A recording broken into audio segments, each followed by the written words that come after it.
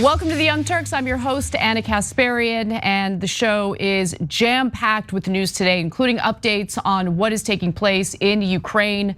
Unfortunately, some pretty devastating and heartbreaking updates on that front, but it's important to keep up with that story. Later in the show, we're gonna talk about other issues, including why it's taking so long to build affordable housing in California, despite the fact that voters overwhelmingly supported tax increases to pay for affordable housing. We're gonna debunk the lies that local officials are telling people. And while you might be wondering, why would I care? I don't live in California. This is a story that really does have an impact all across the country.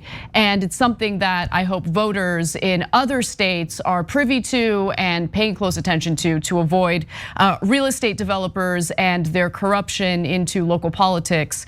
Basically leading to the situation we're experiencing here in California. It's an important story. We'll get to that a little later.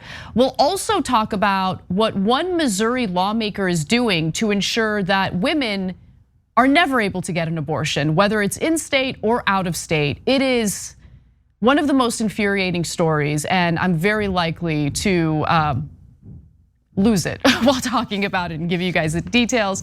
But don't worry, we're gonna lighten things up a little bit in the second hour. There will be an appearance by Prince John. Who is that? American people wanna know. Lauren Boebert, did a little tease, wanted to let everyone know that maybe this country is being run by Prince John. We'll show you who Prince John might actually be. And later we'll also talk about the Republican lawmaker who has decided not to seek re-election after he was discovered to have had an affair with someone dubbed the ISIS widow. She's sharing all the deets in interviews, and maybe it's inappropriate to talk about that story, but I don't care. It's fun. We'll talk about what she has to say. But before we get to any of that, as always, just want to encourage you to like and share the stream. Send me your super chats, send me your member comments, send me your Twitch comments. I'm really looking forward to hearing from all of you and just hearing what you have to say about the show and the topics we're discussing. Without further ado, let's get to our first story.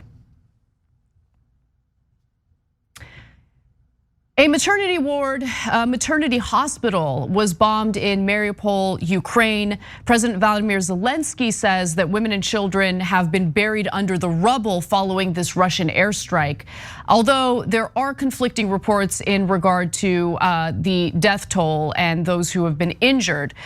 I want to be very clear that as of now, those details are unclear, very likely to change. So take the information that we know in terms of the death toll with a grain of salt. But here is what we know as of today, as of this morning. Again, these facts are subject to change. Initial information indicates that 17 people, mostly staff members, were injured and no children were hurt in the attack on the facility, according to a Telegram video by the head of the Donetsk Regional and Military Administration. So this is actually a Ukrainian official making that statement. It's not some propagandistic, media outlet making that claim. Now, the reported attack occurred as the World Health Organization said earlier that it has so far verified 18 attacks on health facilities in Ukraine. So when Vladimir Putin claims that this so-called military operation isn't in any way targeting civilians, I really don't know how much more evidence we need to provide showing that he's lying about that. Not only have hospitals and schools been hit with shelling and airstrikes, we also know that there are these so-called safety corridors, the corridors in which civilians were supposed to utilize to evacuate major cities across Ukraine. They've been targeted by the Russians as well. We've shown you evidence of that. So the propaganda coming from Vladimir Putin and state-sponsored media from Russia is gonna tell you exactly what you think they would tell you, that this is some sort of friendly military operation meant to liberate the people of Ukraine, when reality, the brutality, which is shown to us in video after video, story after story, says otherwise. I wanna show you one photo that really caught my attention, a terrifying photo from Mariupol, Ukraine. A pregnant woman is being evacuated after a Russian airstrike at a maternity hospital. And even Fox News, which has a history of being pretty friendly in its coverage toward Vladimir Putin, was pretty shocked at the video of the aftermath of this attack. So I wanted to give you a little bit of their coverage here, because I think they actually did a pretty good job with the video footage and their take in response to the video footage. But with that said, let's take a quick look. A pregnant woman being let out by first responders out of that maternity ward. You see her being let out by stretchers. This is tough. These are women that were in labor at the time that several Russian bombs fell at this maternity ward in Children's Hospital, according to Ukrainian officials. You can see that this woman is injured around her hip. You can see the devastation in and around that hospital. It is completely charred in terms of the windows being blown out, and you can see this woman who was essentially just about to bring new life into this world. This is also new video coming from here. This is the aftermath. You see a woman coming out of that hospital and a man who's bloodied on his face. You can see there are children there and women who are coming out of this hospital. Authorities say that the bomb, when it hit, the ground shook for more than a mile away, that the blast crater there, you can see the child there crying. This is tough. It is in fact tough, and we again don't know whether anyone died as a result of this attack, but we will fill you in as we get some confirmation from sources that are, a little more credible than either the Russian side or the Ukrainian side. But this happened as Ukrainian and Russian officials were negotiating another fresh round of negotiations regarding these so-called safety corridors to allow for Ukrainian civilians to evacuate certain parts of Ukraine. And it doesn't really appear as though Russia is honoring these safety corridors. In fact, there's one particular corridor that has been effective in allowing for thousands of Ukrainians to evacuate. But with that, outside of that one exception, what we have seen is a targeting of these corridors, which, just think about how unbelievably brutal and cruel that is, to agree to set up these safety corridors and then intentionally target them. Here's what we know so far in regard to those corridors. Officials in Izum, one of the cities set to be evacuated, alleged Wednesday, meaning today, that efforts to get civilians out of the city were compromised by shelling from Russian forces. Other evacuations appear to be proceeding. Local officials in the northeastern Sumy region, from which 5,000 people were able to evacuate a day earlier, continues to be in use. So that's some positive news in regard to the safety corridors, but really just a tiny, tiny sliver of good news, when in reality we see other corridors being targeted by Russian forces. Ukraine is also concerned about its Chernobyl nuclear power plant, which of course has been decommissioned. However, it still has, harmful waste there, and it's been targeted by Russians as well, according to Ukrainian officials. Ukraine's closed Chernobyl nuclear plant has been disconnected from the nation's power grid by Russian forces. Ukraine's state-owned grid operator reported this, and said that it's potentially jeopardizing the cooling of nuclear materials still stored at the site.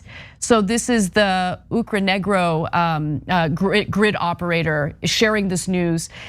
Electricity is needed. This is why it's so important for it to be connected to a power source. Electricity is needed for cooling, ventilation, and fire extinguishing systems at the closed site. In a statement on its Facebook page, Ukrenegro said that emergency diesel generators have been turned on, but that fuel would only last 48 hours. So it appears that this is really an imminent threat. There could be a release of radiation, which would be incredibly dangerous.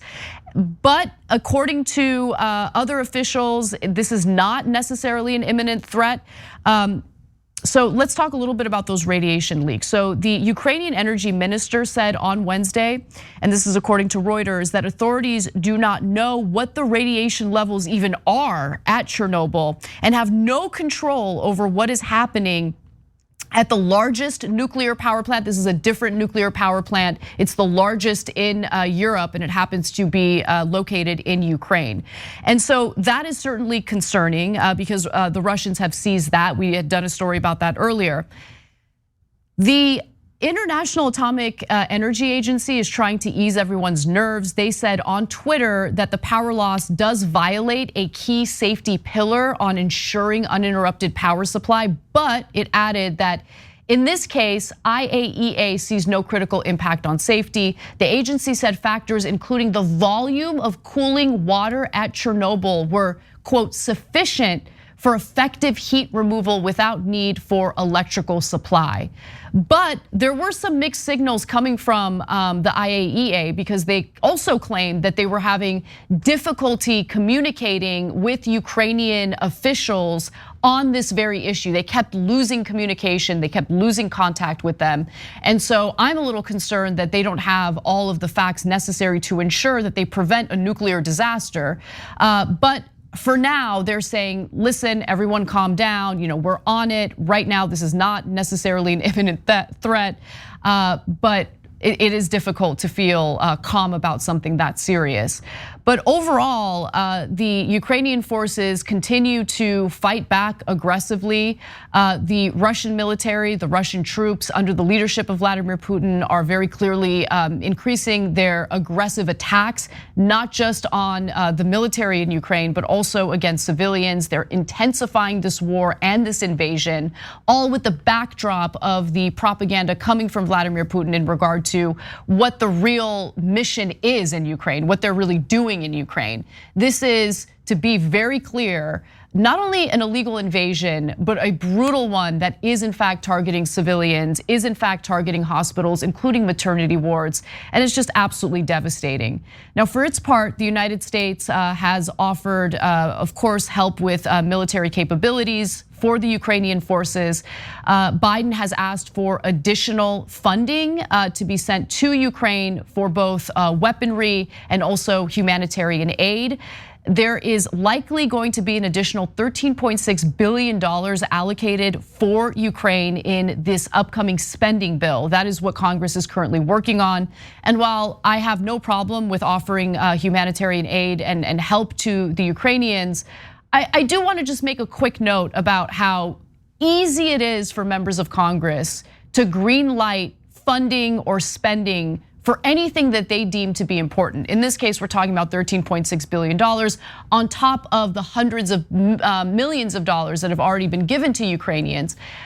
I just wish that they were a little more, I guess, empathetic toward Americans who might also experience emergencies of their own, whether it be as a result of our broken healthcare system, as a result of our broken economic system. My point is, where there's a will, there's a way. When members of Congress want to find the money to fund certain things that they care about, they find the money to do so.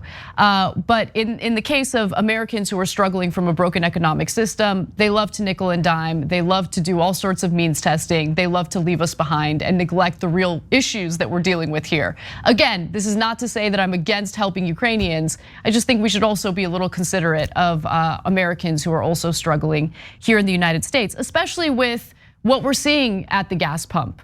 Right wingers love to blame it on Biden, even though there's really very little he can do considering our privatized fossil fuel industry.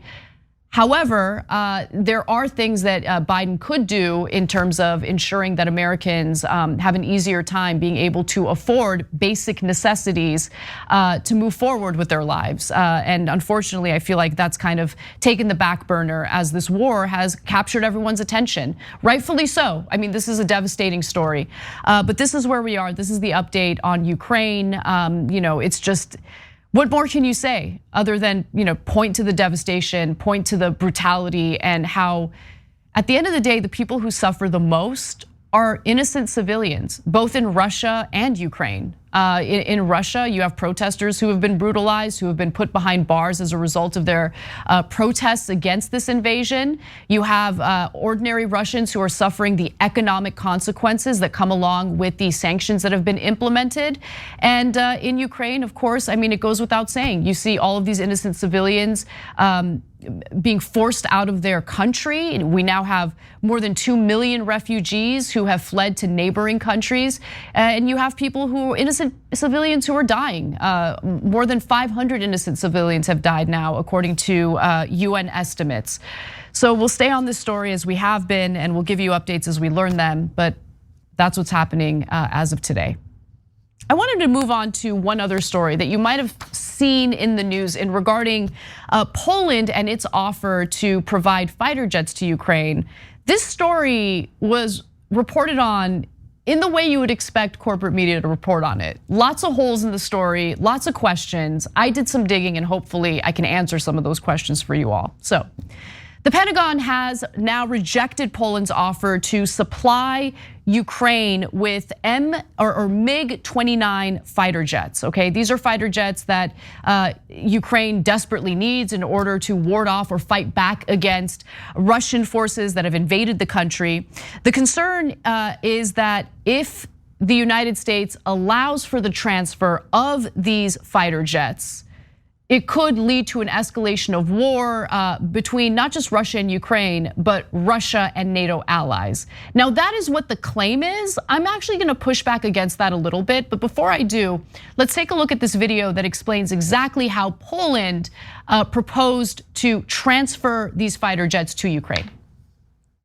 What Poland offered was to fly all of its MiGs from Poland here to a US airbase, Ramstein, US NATO airbase in Germany, and then have them flown somehow into Ukraine. The Pentagon calls that offer untenable. So they say it's untenable, which I found curious, right? Like, put your feelings aside regarding whether or not they should get those fighter jets, right? Just put that aside. I just want to focus on the reasoning or the excuses that we're hearing from the Pentagon, because it didn't really make much sense to me. Okay, so what are they saying?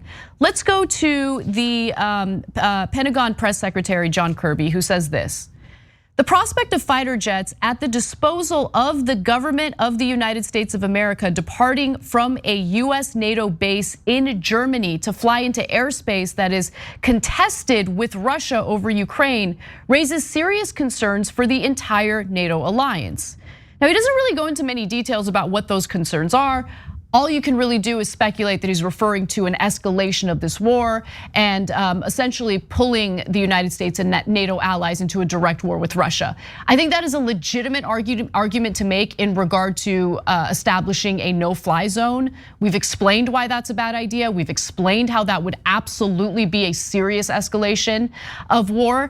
But in this case, you have to keep in mind that the United States has armed the Ukrainian forces and has given them all sorts of weaponry, including anti-tank missiles. And I'll give you the rundown of what the United States has supplied to Ukraine in just a moment. But to give you the rest of the thread from John Kirby, he says, it is simply not clear to us that there is a substantive rationale for it. We will continue to consult with Poland and our other NATO allies about the issue and the difficult logistical challenges it presents. But we do not believe Poland's proposal is a tenable one.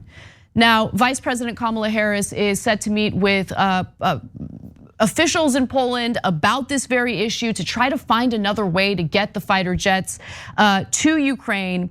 And one of the initial ideas was, well, maybe what we can do is we can have Ukrainian pilots go to Poland and fly the fighter jets from Poland to Ukraine. I don't know why that idea has been scrapped, but apparently that was one of the initial proposals, and I don't know where that went. But with that said, there's other issues here that I wanted to explore. For instance, Vladimir Zelensky, who clearly wants us to establish a no-fly zone, which isn't gonna happen, is furious with the United States because he believes that US officials have given Ukraine mixed messages on this very issue. He says this: Russia uses missiles, aircraft, helicopters against us, against civilians, against our cities, against our infrastructure. This is the world's humanitarian duty to respond, but there's no decision. So when will the decision be made? He continues to say, listen, we have a war. We do not have time for all these signals. This is not ping pong. This is about human lives. We ask once again, solve it faster. Do not shift the responsibility. Send us planes. What's become clear to me is that the United States isn't necessarily against getting fighter jets to Ukraine. And these particular fighter jets are the ones that the Ukrainian forces have experience with, they would be able to use. So that's an important part of this as well. And so Jen Psaki, the White House press secretary, was asked about this. And I think the question is very clear here. But I feel that Psaki evaded the question and went off on some weird deflection. Maybe my interpretation is different from yours. I want you to take a look at the video, judge for yourselves. Does the US want the Ukraine to get jets, and how urgent a priority is that?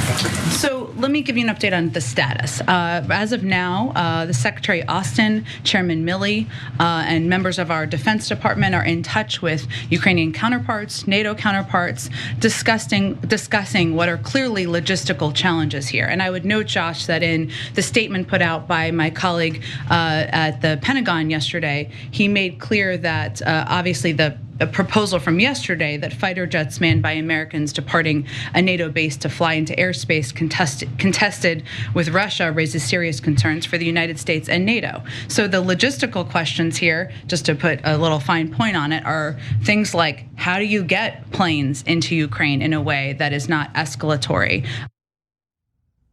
So does the United States want to get fighter jets to Ukraine? Answer yes or no, and then explain what you mean by logistical problems. Like they're worried, they claim that they're worried about escalating the war, but we've given Ukraine all sorts of military weaponry to attack Russia. It's not like Putin doesn't know about that. And there is mixed messaging coming from the Pentagon and from the White House, to be clear. In fact, why don't we go to an earlier statement that was made by Secretary of State Antony Blinken. He was asked about possibly transferring fighter jets over to Ukraine, and he was pretty clear about where he stood on this issue. What more can the United States do here if, for instance, the Polish government, a NATO member, wants to send fighter jets? Does that get a green light from the US, or are you afraid that that will escalate tension? No, that gets a green light. In fact, we're talking with our Polish friends right now about what we might be able to do to backfill their needs if, in fact, they choose to provide these fighter jets to the Ukrainians. What can we do? How can we help to make sure that they get something to backfill the planes that they're handing over to the Ukrainians? We're in very active discussions with them about that. So what's really going on? Why did the United States reject Poland's offer? And so I had to dig because nothing coming from the White House was really making much sense. I noticed this headline from Reuters. It really caught my attention. US rejects Poland's offer to give it Russian-made fighter jets for Ukraine.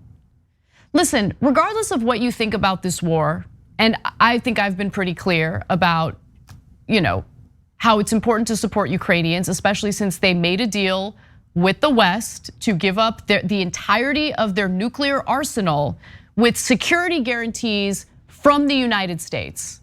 Okay, that deal was made between Ukraine, the United States, Russia, and the UK. And that was back in the 1990s. So I think that the lessons that could be learned by the United States abandoning Ukraine are terrible lessons.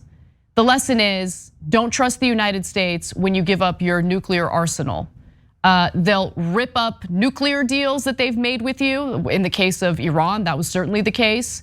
Something kind of similar happened in Libya, and now you have the situation in Ukraine. So I understand, aside from the morality that you might attach to it, there was a deal made, and I do think it's important to follow through on that deal and offer security to Ukraine in a way that will not escalate war. I think that's also important, which is why I don't support the no-fly zone.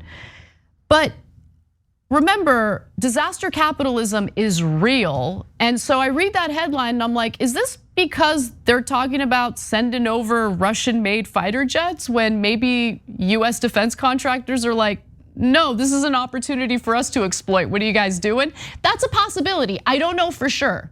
That's just something that I'm speculating about due to concerns I have about the disaster capitalism that's usually tied into all of these conflicts that the United States gets involved in.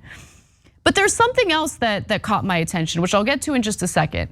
But again, for anyone who claims that, no, the United States doesn't want to send fighter jets because we're just worried it'll really upset Russia. We have armed Ukrainians with a lot of weaponry. In less than a week, the United States and NATO have pushed more than 17,000 anti-tank weapons, including Javelin missiles, over the borders of Poland and Romania, which are NATO allies, by the way, unloading them from giant military cargo planes so they can make the trip by land to Kiev. Ukrainian soldiers armed with shoulder-fired Javelin anti-tank missiles have several times in the past week attacked a miles-long convoy of Russian armor and supply trucks, helping stall the Russian ground advance as it bears down on Kiev, Pentagon officials said. So again, we have no problem arming Ukrainians, clearly. So as I kept looking into this, digging and digging and digging, what is happening? What is the real reason why the US turned this offer down from Poland? Let's go to the last graphic here. This was buried in a New York Times article. While Biden was in Wilmington, Delaware, his National Security Council staff spent much of the day trying to find a way for Poland to transfer to Ukraine a fleet of well-used Soviet-made MiG-29 fighter jets that Ukrainian pilots know how to fly. This is the important part. But the deal is contingent on giving Poland, in return, far more capable American-made F-16s, an operation made more complicated by the fact that many of those fighters are promised to Taiwan, where the United States has greater strategic interests. Why is that buried in a New York Times article? Like, the fact that reporters are asking Jen Psaki for clarity on this means that reporters don't know what's going on. That what I just read you is something that you literally have to spend hours digging for, searching for to find. See, when we're making promises for military capabilities and weaponry and fighter jets all over the world, that's relevant. That's an important part of the story. It should be front and center when covering why the US has decided to turn Poland down. But understand, US officials seem pretty open to this deal. The only thing standing in the way was that we don't have enough fighter jets to give to Taiwan and to Ukraine. But the reason why they were open to this deal to begin with is because there's a place there for US defense contractors to make a little bit of money. So who knows how this is gonna play out? Again, I don't blame Zelensky for being frustrated at the contradictory messages coming from the White House. You have Anthony Blinken saying we're gonna greenlight this, then you have John Kirby saying this is untenable. It's a mess, it really is. But the fact of the matter is, this situation on the ground is absolutely devastating to Ukrainian civilians. I feel awful for them. I feel awful for the people who are also suffering consequences of Putin's invasion in Russia as a result of these economic sanctions.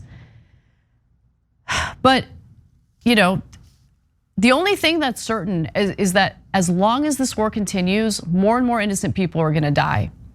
And the contradictory messaging and the honestly questionable reporting on issues that are as important as whether or not we transfer fighter jets to Ukraine is really disappointing, for lack of a better word. I'd use other words that I can't use on the show. But that's where we're at right now. That's what's really going on with this decision to turn Poland down. We got to take a quick break. When we come back, we've got more news for you, including how corruption in the housing industry is allowing for the homeless population to explode. And we'll also talk about how right-wingers absolutely love big government. Come right back.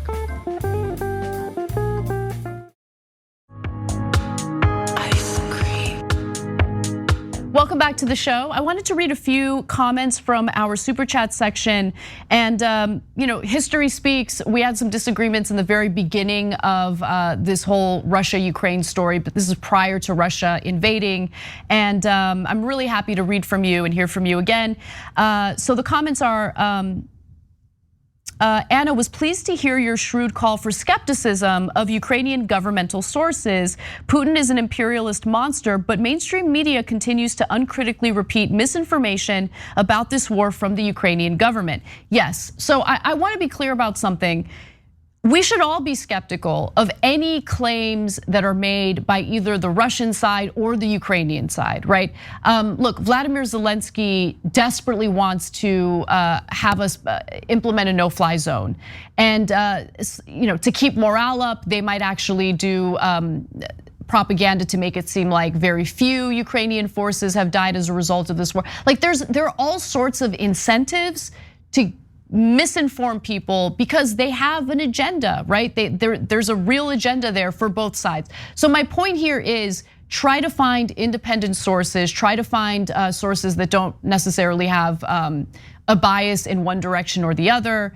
It's really hard to ensure that you have accurate information because of the fact that we're in the middle of this. It's a fog of war situation. But I think a good way to kind of avoid spreading misinformation or buying into misinformation is to just practice heavy or healthy skepticism if you're getting your sources from either Russia or Ukraine. And British 32 says, hey Anna, great start to the show tonight from UK. Update on my friends helping in Ukraine at the border to evacuate civilians across. They are paying for a team of white helmets from Syria to help find people in bombed areas. Man, anyone who is helping, volunteering, who's putting themselves in danger to help civilians evacuate, I mean, you just have to give them a tremendous amount of credit. And by the way, one other thing I want to note, to the war reporters who were there on the ground. We have a lot of criticism usually for legacy media outlets that tend to provide, the perspective of corporate interests. That's usually very frustrating. However, there's no question for the war reporters that are on the ground, they're putting their lives in danger to give us information about what's happening on the ground. And it does take a tremendous amount of courage, especially when you see Russia just indiscriminately targeting and bombing certain civilian areas. So just wanted to give them some props because we wouldn't have any information that's credible if it weren't for people on the ground doing the reporting. All right, well, let's move on to a completely unrelated story. I want to talk about the constant culture war that has very real consequences for people here in the United States. This time it has to do with reproductive rights. With red states making it increasingly difficult for women to practice their reproductive rights, we're seeing a trend of people going out of state in order to get an abortion and get the reproductive health needs that they have taken care of. Now, unfortunately, there are some rabid, draconian right-wingers who have caught on to this, and they want to model legislation after what's going down in Texas in order to prevent women from being able to travel out of state for an abortion. So in other words, they want to legislate outside of their own jurisdiction just to ensure that they're controlling the lives and bodies of women. Now, in this case, we have a female lawmaker, a state representative in Missouri, who is introducing a provision that you should know about. There she is. I'm sure she'd have you believe that she cares about unborn babies, she cares about human lives, was very much against expanding Medicaid in her state, which would also save lives. But hey, Republican hypocrisy is honestly the most common thing in this country at this point. But let me give you the details about what she's trying to do. An unusual new provision introduced by State Representative Mary Elizabeth Coleman would allow private citizens to sue anyone who helps a Missouri resident obtain an abortion out of state using the novel legal strategy behind the restrictive law in Texas that since September has banned abortions in that state after 6 weeks of pregnancy. So let's do a little bit of a rewind here because I want to make sure that everyone's on the same page. You might have missed that Texas story. Texas had banned abortion past 6 weeks, meaning that most women would not be able to get an abortion because most women don't even know they're pregnant at 6 weeks. But putting that aside, the way that they have decided to enforce that new law is by allowing private citizens to sue abortion providers, sue Uber drivers, sue anyone that is helping to allow that woman to carry out the abortion, right? Any woman who is doing this illegally or is suspected of doing this illegally, this law would not be enforced by the lawmakers. That's how they're trying to kind of bypass the fact that this is insanely unconstitutional. They're saying, look, it's private citizens that are enforcing this law, not us lawmakers. It's not the government enforcing the law, it's just private citizens. And the private citizens, by the way, get a bounty. $10,000 for doing it. And so you have all these right wingers who have nothing to offer you to honestly improve your lives. Like all they do is sit around and think about ways to encroach on your personal freedoms, your personal liberties, and your own body. That's all they do all day long, okay? They wanna go after transgender athletes and students. They want to go after women who are desperate and are seeking abortions. And in this case, this woman is like, oh, you want to go out of state? No. We gotta hound you. We gotta follow you. We gotta go after you and ensure that you're so intimidated and people around you are so intimidated by us that they would not in any way allow for you or help you to get an abortion out of state, outside of Missouri's jurisdiction. Let me give you more. Her amendment would also make it illegal to manufacture, transport, possess, or distribute abortion pills in Missouri. And that's one way that some women in these red states have been able to get an abortion when it's incredibly difficult to do it by going to a clinic. They'll find a way to get the abortion pill, and there's been a war on that as well. Now, this measure, if it passes, would target anyone, even tangentially involved in an abortion performed on a Missouri resident, okay? And that includes, let's say, hotline staffers who make the appointments on behalf of the woman seeking the abortion, the marketing representatives who might advertise out-of-state abortion clinics, and the Illinois and Kansas-based doctors who actually handle the procedure. So anyone associated with helping the woman out could face consequences for doing so if this measure passes in Missouri.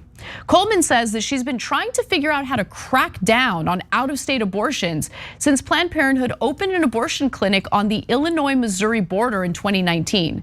Since Planned Parenthood opened its clinic on the Missouri-Illinois border in October of 2019, 10,644 Missouri residents have received abortion care at the clinic, and that's according to Planned Parenthood.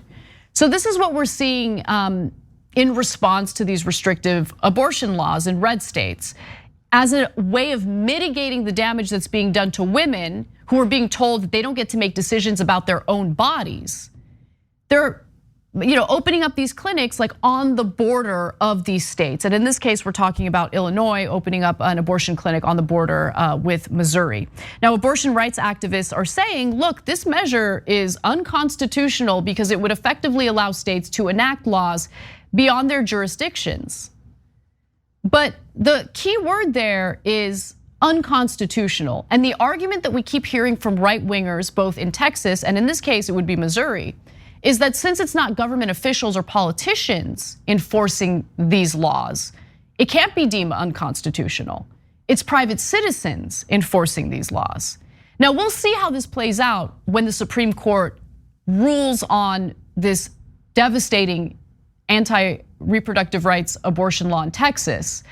But considering how right-wing our Supreme Court is, it's scary to leave it up to them. It's scary to consider the fact that they refused to put a stop to this Texas law until the case is heard. They said, no, that Texas law can be implemented, and we'll see what happens after we hear the challenges to it. But in the meantime, they can move forward with making it impossible for women in the state of Texas to get an abortion. She also attached this amendment or this measure as an amendment to another bill that's making its way through the state legislature. Abortion rights activists, as I said, think it's unconstitutional, say it's unconstitutional, but we'll see how that plays out in the Supreme Court. Like the Texas law, the proposal itself could have a chilling effect. So even if it is later deemed unconstitutional, it does have a chilling effect where doctors in surrounding states stop performing abortions before courts have an opportunity to intervene, worried that they may face a flurry of lawsuits if they violate the law. The American Taliban is real, okay? It is amazing to me when we're talking about a contagious virus, when we're talking about a contagious disease, when we're talking about doing something super simple like putting on a mask, all of a sudden the right wing understands the importance of making decisions about your own body. Now, when we're talking about something that's contagious, it ain't about you. It's about the community, right? When we're talking about COVID, if it only affected you to not wear a mask or to not get vaccinated, awesome. I don't really care. I think people should be able to make decisions about their own bodies. You wanna drink bleach, drink bleach. I don't care. Just keeping it real with you. But when we're talking about something that has an impact on other living, breathing human beings, and I'm not talking about zygotes, I'm not talking about embryos, I'm talking about actual humans who are alive. When your actions have an impact on that, yeah, I'm against those actions. In this case, we're not talking about viable babies outside of the womb. We're not talking about women who have a healthy pregnancy in the 3rd trimester. We're talking about Republican lawmakers who go out of their way to pander to evangelical voters by pretending like a group of cells in a woman's body deserves more protection than she does. Because religious beliefs somehow in a country that's supposed to separate church and state takes priority over our liberties, over our rights, over our freedoms. The people who claim that they're so in favor of cutting back on government, cut down on government, cut funding for public schools. We don't want the bureaucracy, we don't want big government. They only mean that when it comes to corporate interests. They want to deregulate so they can keep robbing us, so they can keep creating devastating working conditions for employees. But when it comes to a woman making honestly a decision about the most intimate part of her body, they want to get all up in that. They want to get super involved. And they even want to legislate outside of their own damn jurisdiction, which is what this woman is trying to do. It's disgusting.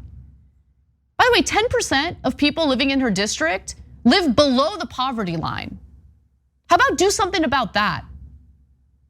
She doesn't want to expand Medicaid in her state. Oh, we just can't do it. It's too expensive. We can't expand Medicaid. So let people who can't afford healthcare die.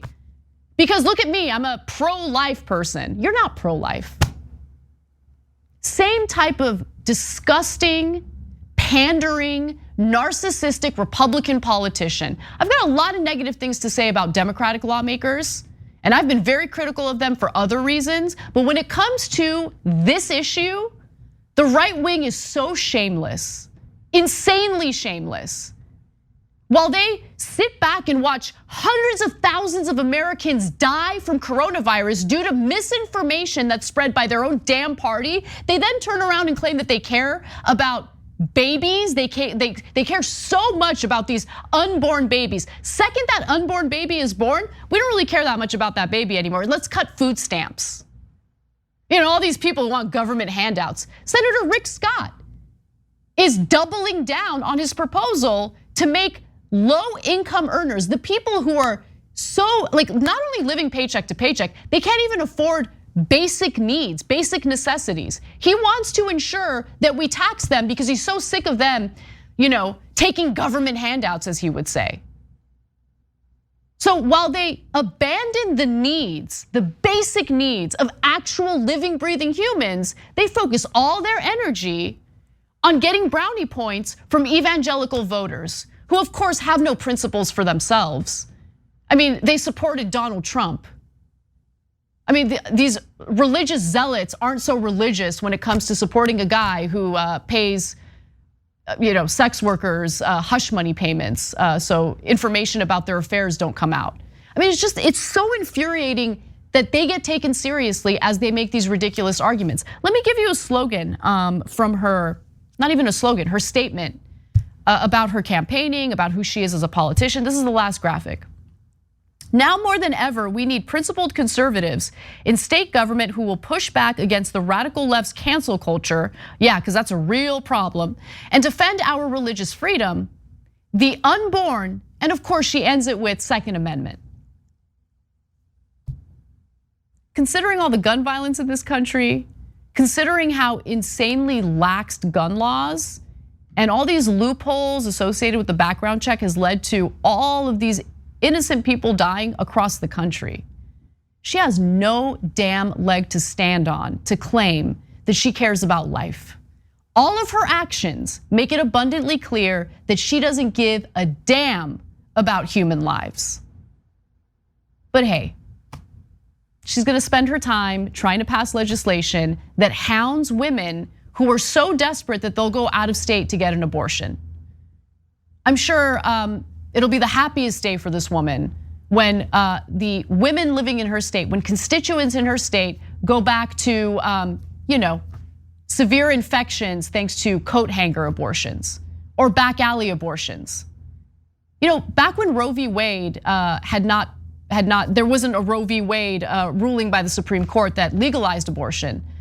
Women would get those back alley abortions, and oftentimes they'd be molested by the doctors performing the people performing the abortions. A lot of women died. In fact, even today, tens of thousands of women die across the globe as a result of restrictive abortion laws. But who cares about their lives? These pro-life people care a lot about a clump of cells that is not viable outside of the womb.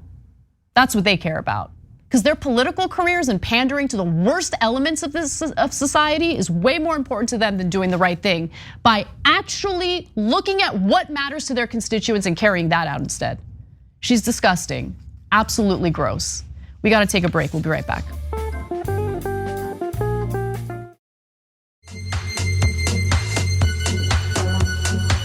Welcome back to the show. Before we get to our next story, which is actually a positive update, okay? We do have some good news and I wanted to make sure I share that with you. I did want to also get to two more comments from our members. You can become a member by going to tyt.com/join, or if you're watching us on YouTube, just click on that join button. Mickey C, the silver-haired dragon, says, how can they know that a woman is traveling out of state just for an abortion? Will every home pregnancy test have to be recorded? Will they breach HIPAA laws of OBGYNs for pregnancy results? Will all women of age be stopped at every road leading to another state to be questioned why they're traveling? Next, every pregnant woman will be jailed until she gives birth just to force her to have a baby. Don't give them ideas, Mickey C. Don't give them ideas, because honestly, at this point, I would not put it past them. No, I mean, look, this is why these proposals are so dangerous, because it's about pitting Americans against one another. It's about giving people reason to be suspicious of other women, right? And it's dangerous because look, we already live in a hyper surveilled culture where we're all surveilling each other. I mean, like, it's one thing to have the government surveil us, which was, again, problematic enough, terrible enough, but now we're all surveilling each other. This adds something even worse to that mix. To have ordinary people track each other like this, it's pretty gross, it really is. Ronin Warrior 47 says, right wing is taking over our private lives and destroying our ability to have a life. Is it time for pitchforks yet? The thing that I think is so interesting is what will get people riled up, like this freedom convoy or whatever, when we don't really have vaccine mandates. Like, let's just keep it real, right? Like, this country has been so laxed with COVID. Like, that'll rile them up. They'll take action, they'll take to the streets, they'll block roads, whatever they're doing, right? They'll do it. Like, how much do Americans have to suffer economically, personally, socially, all of that for like us to really come together in an organized way? It's one thing to take to the streets. Honestly, I think that there are limited payoffs to that. But to like really organize and find a way to implement or apply pressure to Congress from the outside, I think there's a way to do that. And we need to think a little more strategically. And that's something that I'm exploring myself, to be quite honest with you guys. But yeah. All right, well, let's give you the good news before John Iadarola joins us for the second hour. In a rare victory, the Pentagon has agreed to permanently shut down what's referred to as the Red Hill fuel facility in Oahu, Hawaii.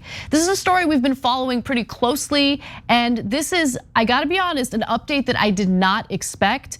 But it is a welcome update because of the fact that it's actually the right thing to do.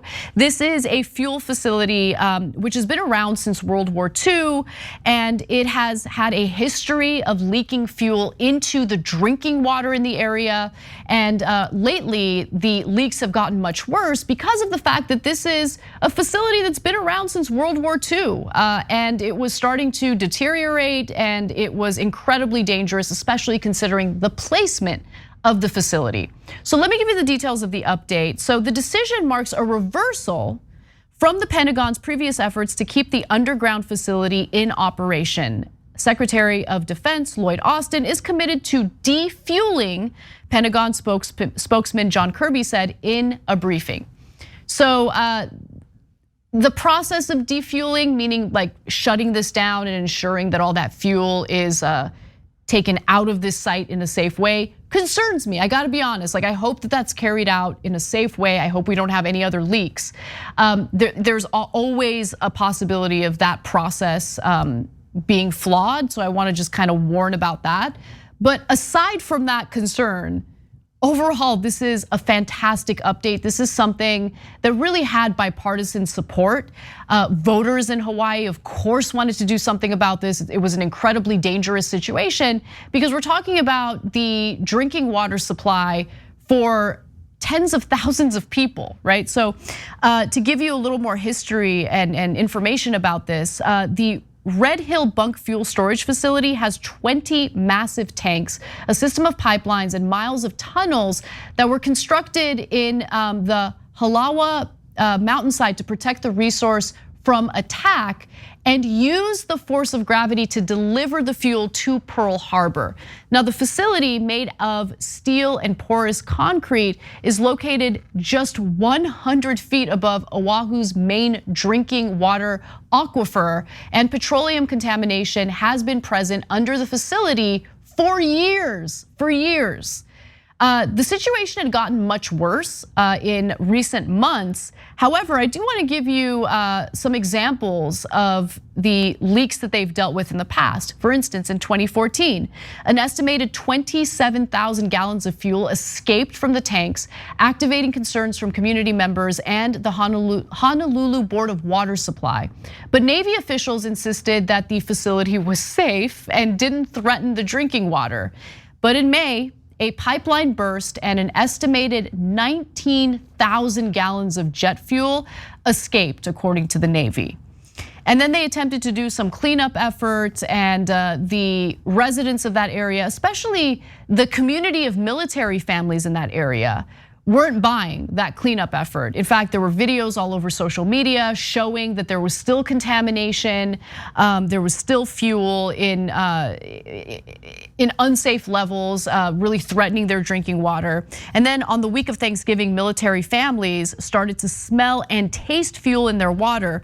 Thousands sought medical treatment for illnesses, including some who were hospitalized. So look, throughout this battle, there was pushback from the Pentagon. They did not want to do away with this facility. They felt that it was an important facility to maintain because of the fact that it was providing fuel to the military.